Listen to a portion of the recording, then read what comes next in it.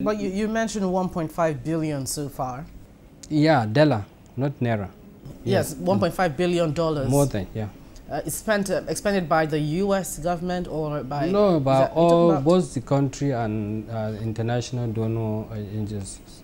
But isn't it funny that such huge amount has been spent, yet we still have a huge gap, when it comes to, the actual artisanate getting to people, especially the rural people? Well, the thing is that if you consider the population of Nigeria, as at now is about more than 180 million.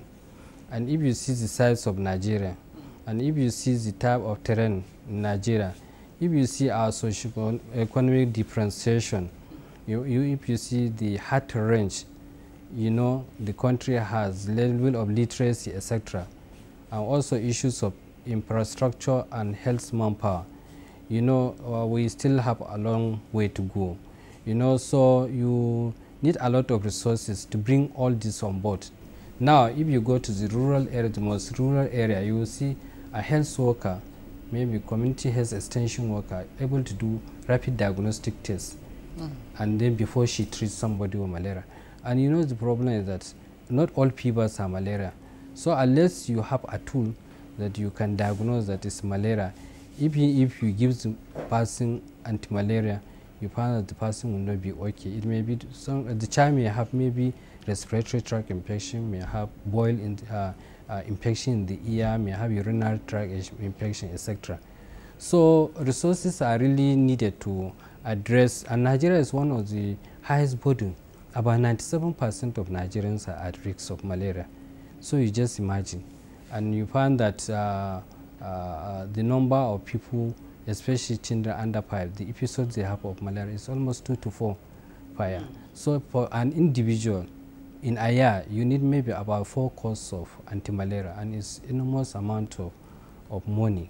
But now we are at 27%, and by 2020 we're hoping to achieve less than 5%. What hope do we have to make that feasible? The issue is that now we have put in a strategic plan 2014 to 2020, and in that strategic plan we have mapped out some serious intervention to address, and also how to harness resources and to reach out to people.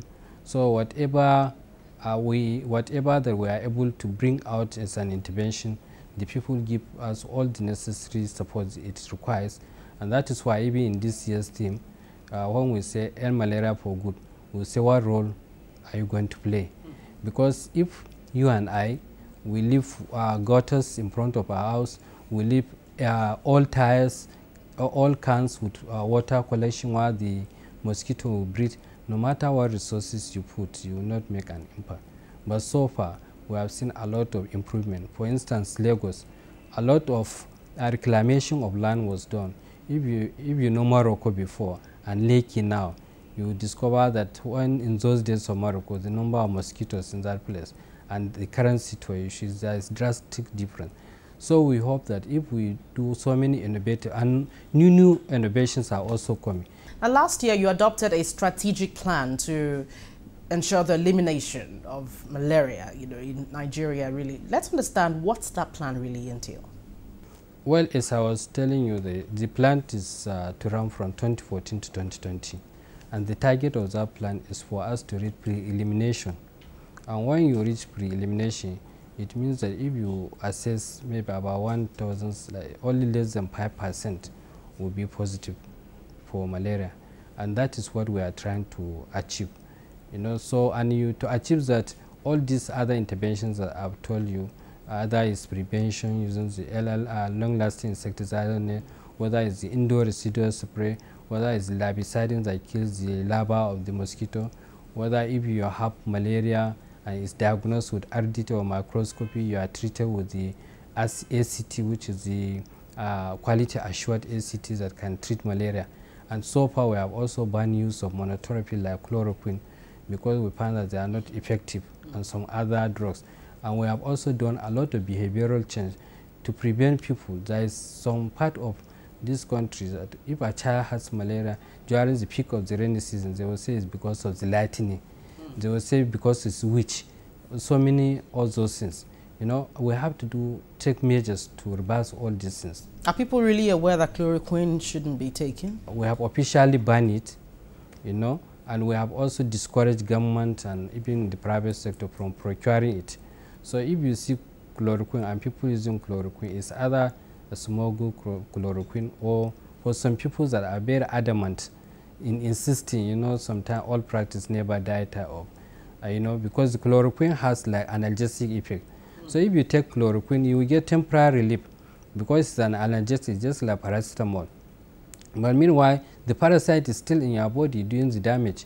So after some time, you still, if you relapse, the fever comes back again, you take, you know, you are not going anywhere. And if it is a child, give him 24 to 48 hours, and the child will have severe malaria. And when a child has severe malaria, the consequences is very devastating. The child can go into convulsion, the child can have anemia, can have renal failure, can have so many other complications leading to death. All right, hold on with your thoughts. We're still with Dr. Audu Mohammed, the National Coordinator of the National Malaria Elimination Program. Join us again after the break.